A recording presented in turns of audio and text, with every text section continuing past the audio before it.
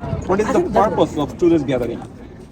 The purpose of the today's gathering is to say something against the law, which is going to take place very soon, which is completely inhumanitarian for us, the people who came with a dream in this country, started with the studying, then moved to work permit.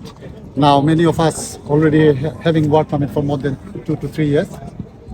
Now this law is going to affect us, not individually, but also in terms of our family, because we came here with our family, and some people we have our children.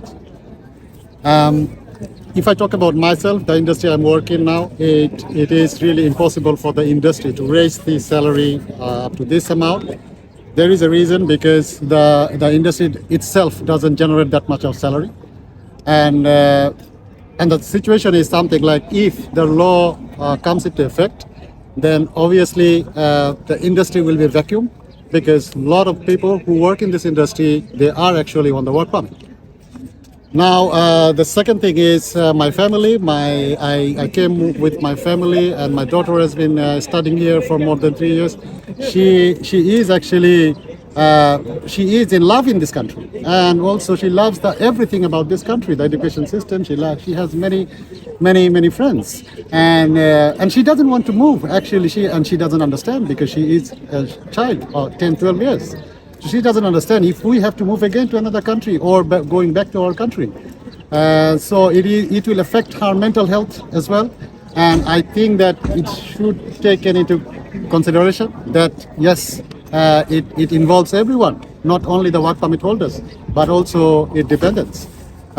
Yes, so I think the rule should be revoked, and we, the work permit holders, or who have applied for the work permit, should not be considered.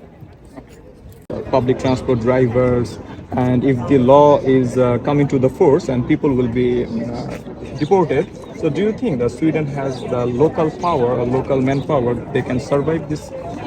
I don't think so, because if you look at the industries, like the industries you mentioned, if you look at the workforce there, most of them are immigrants, and they have been working here on the basis of work permit. But the salary is like, the employer cannot afford that much of high salary for them due to the business nature. So it is impossible for the employer to raise the salary, and on the other hand, it is impossible for them to find another resource if they have to let them go.